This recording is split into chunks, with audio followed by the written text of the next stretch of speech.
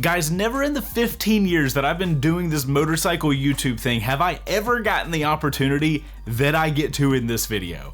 Harley Davidson reached out to me for my channel to have absolute exclusivity on being behind the scenes shooting what was going on as they were shooting the commercial for a motorcycle that is released the day this video is released. Absolutely awesome that I get this kind of opportunity. Now, if you guys watching this, you've probably already seen it, but Harley just launched their Pan America ST, which they've basically taken their awesome Pan America and just made it exactly road focused instead of the ADV bike that it was. Now, when all of this project was going down, my wife and I had a brand new little baby going on, so I was not able to go to this, unfortunately, but I sent my buddy Anthony to go out, get all the footage so we can see what it takes to make a Harley ad, and Harley let me use all of their footage. I also think Anthony got to ride the ST, and he's gonna do all sorts of other awesome stuff, so sit back, enjoy, and let's check out this brand new Pan Am together.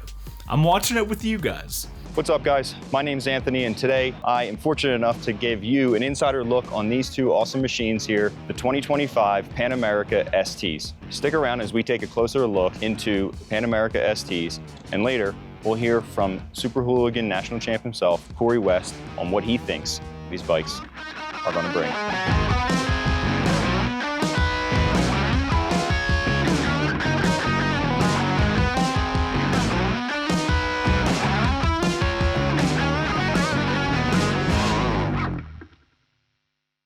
What's up, guys? I wanted to just jump on here, give you a quick introduction about myself and how I'm not a random stranger appearing on Chaseontwowheels' YouTube channel. So I've worked in the industry for the last almost decade now, and met Chase maybe 5 years ago at this point. Clearly you can see me sitting on this bike here, this my 2015 Dyna. I started riding, I don't know, 10 years ago or so. I had a Z650, I had a Versys 650, I had a Triumph Street Triple. I currently have a KX250 as well for when I want to hit the dirt, but this right here is my sort of daily driver. Like I said, just wanted to pop on here to show you guys that I am also a passionate enthusiast in this hobby. If it's got two wheels, I'm interested in it. I don't care what brand's on the side, I'm gonna have fun on it no matter what. So just wanted to pop on here and show you guys that and tell you that from my end.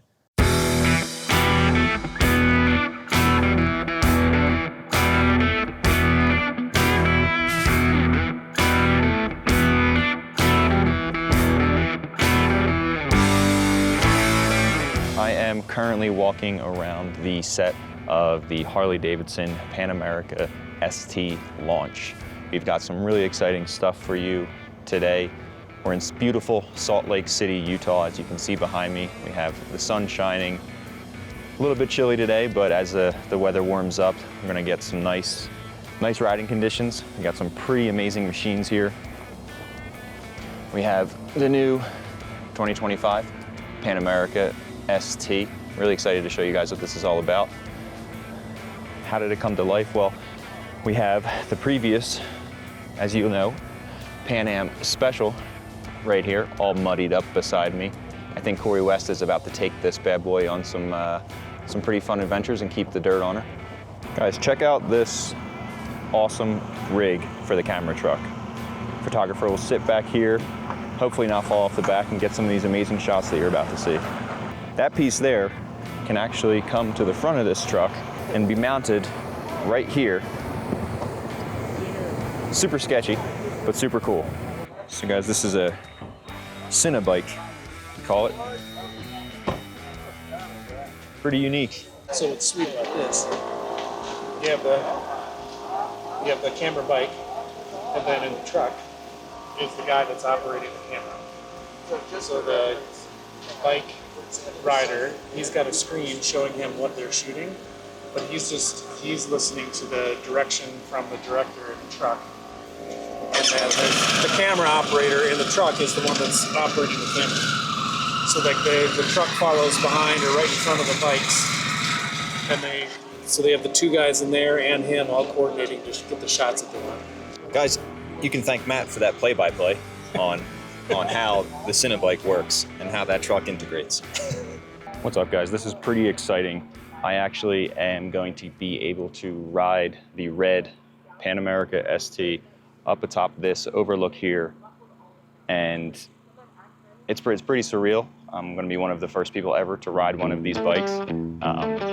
While it's a short trip up this mountain, I can't wait to do it. I can't wait to show you guys what the views look like out here in Utah. Stay tuned.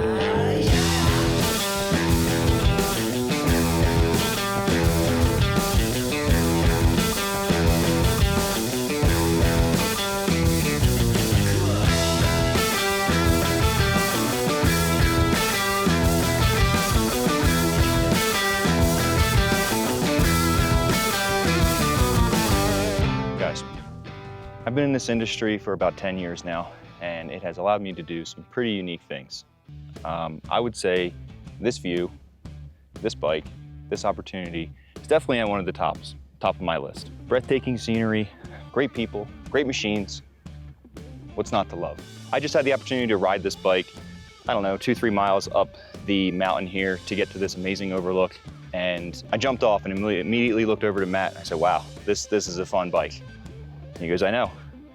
And I think that's exactly what Harley wanted to do coming out with this ST line, is to create a fun bike. Can't wait to ride this thing back down the mountain and then probably back up the mountain, really get a feel for what it's capable of. Can't stress enough how much fun I'm having just being on this machine. Wanted to take a second, guys, and point out some of the bread and butter aspects of this ST. Continued from the PanAm Special is the 1250 Revolution Max motor. This engine's putting out 150 horsepower, 95 foot-pounds of torque, and you can feel every bit of that as you carve up a canyon. Second, we're looking at 17-inch wheels, front and rear, wrapped in Michelin Scorchers, providing enough grip for you to rip up and down the canyons and stop on a dime with these dual-disc Brembos. Harley Davidson claims that the Pan America ST was optimized for pure on-road enjoyment and performance.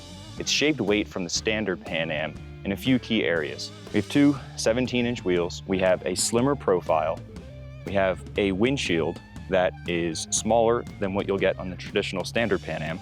We have a lighter weight exhaust. You'll also notice up here by the hand guards, we're missing our brush guards. There's no center stand. Continuing the trend of a lighter, narrower, slimmer profile, we zoom into a front fender that hugs the tire and a narrower radiator shroud. I wanted to take a second to focus on the suspension here. New to Pan America ST is a reduced height, fully adjustable passive suspension. This means preload, compression, rebound are all manually adjustable, which means riders can configure the bike to their size and preferred riding conditions. Something to note is that ST variants have 1 inch less travel than a standard Pan Am. Another key feature of Pan Am ST is this new solo seat. Laden seat height is 30.5 inches and 29.5 inches with the adaptive ride height. Let's take a second and appreciate the beauty of this ST paint. We're looking at the brilliant red colorway. This model also will come in a billiard gray and a vivid black, all of which will come standard with the blacked out trim on the engine and the exhaust and the front fender. You'll notice the wheels are also painted black to match the rest of the bike. Another key note here is the hub-mounted front rotors. If you've ridden a Pan America Standard before, the 1250 engine is no surprise to you that it's remarkable and tons of fun. I don't have a ton of experience on it. I only rode a Pan Am Special at Adventure Fest, I think for a short bit up and back. Riding the Pan Am ST really gave me a taste of what the 1250 can really do. There's torque in every gear. It's amazing. If you haven't ridden one, I highly encourage you, go to your local dealer, test ride one of these bikes, you will not be disappointed. Harley also has a line of sport bags that you can easily attach to your Pan Am ST in a matter of 5 seconds, just like that. Super easy, on and off. That is pretty trick. Wow. All right, guys, so we just popped on these sport bags from Harley, and I just wanted to show them real quick. You saw how easy it was to take them on and off. I wanted to show you what the bike looks like, fully outfitted, for all your wonderful sport touring adventures. Not too shabby. I think it still looks great personally. What do you guys think? All right, guys, we have a side-by-side comparison of the two bikes here. Really show the differences between the ST and the PanAm Special. Take a look at the 17-inch wheels you see on the right. Then you have 17-inch in the rear and a 19-inch on the front for the Special. We are missing a center stand. We are missing handguards to the ST. No handguards, no center stand. The exhaust on the PanAm Special is actually a little bit larger than on the PanAm ST, saving some weight. You'll also notice the spoked wheels on the PanAm Special versus the mags on the ST. If we go around to the top of the bike here, you'll see actually the windshield differences. We have a shorter, sportier windscreen on the ST. We can go straight over the top here and see the larger, taller windscreen on the PanAm Special. Obviously, we also have crash bars and a larger radiator. Transition over here. No crash bars, smaller radiator.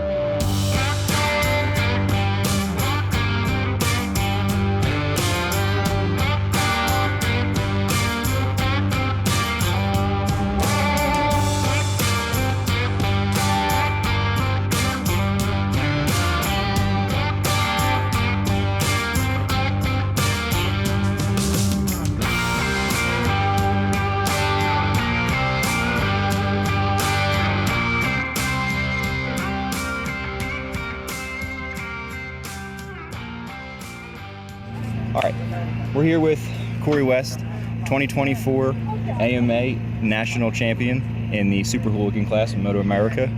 Cory, first of all, congratulations on an awesome, year. Yeah, thank you. You've had quite an exciting year. Well, Harley brought us out here, both of us out here, fortunately, to check out the new PanAm ST. You obviously have some experience with that engine. What are your first impressions so far? Super cool bike. It doesn't look as intimidating as the big adventure bike. You know, it's the 17-inch wheels. It definitely looks more like a street bike. From first glance, it definitely looks sportier. Yeah. And first ride, you can tell right away the 17-inch wheels. The thing's super nimble compared to having knobbies and 19-inch front wheels. So yeah, I like what they've done with the bike. It's cool. Cool. I would agree with it. So far, so good on my end. You've mentioned on your Saddleman PanAm and on your race bike that you guys aren't really doing much to the motor at all when it comes to maxing out the performance. What does that say about the power plant that Harley has put into this bike?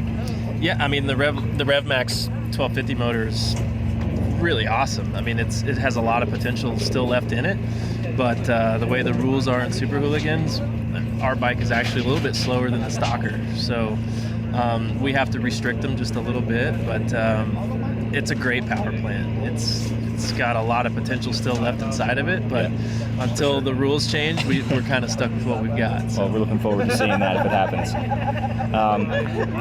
So, talking about racing, it's no secret that Harley has sort of used racing and brought some of those aspects of what they're learning on the track to consumers.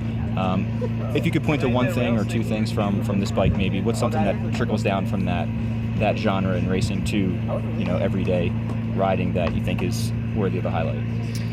Yeah, just from flipping through the modes and stuff in the dash, it seems like the sport modes, there's a lot more going on there that I'm sure that they've learned a lot from the racetrack, and they're making it to where the throttle response, you can change that, you can change engine braking and stuff like that. So I think being able to create like your own mode and the available modes that are in there is all stuff that they've probably learned from the racetrack. Cool. Yeah, I would agree. It's a pretty unique feature.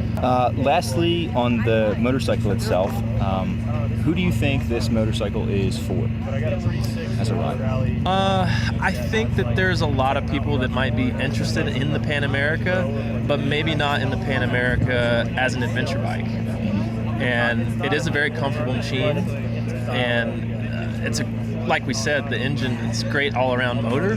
So I think by putting 17-inch wheels and having street tires on the bike, it can interest a lot more riders that wouldn't ever think about taking the PanAm down the dirt, you know. For So to have the street tires on it, and it might be a little less intimidating for some people that are mostly interested in the more comfortable ergonomics and then just being able to ride it cross country, you know. It'd be a great sport touring bike as well. For sure. Yeah, even with, I think it's an inch lower than the traditional PanAm too. So again, to your point about approachability, it's like opens the door for more people to throw a leg over it and be comfortable. Absolutely, and you know, they are big bikes, they're intimidating, but having the suspension that lowers when you get to a certain speed, I know is something that my wife, all 5'2" of her, she loves it. You know, she would never ride a PanAm or any other adventure bike because they're so tall, seat height wise, but because that thing actively lowers and raises at speed, it took all that, you know, tip over intimidation out of it for shorter people, for sure. Awesome.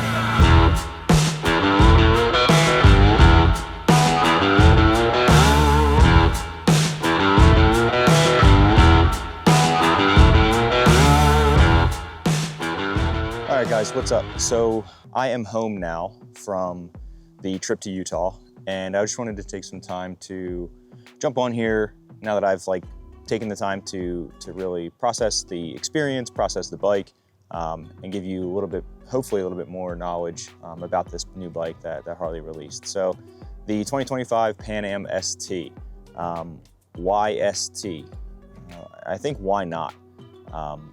When you look at what Harley's doing internally, they're bringing ST to multiple bikes, and I think for the PanAm, based on what they already have in the 1250, it does make sense to throw an ST, a sport touring line, to that motorcycle. So I think it gives Harley just another segment of riders to tap into.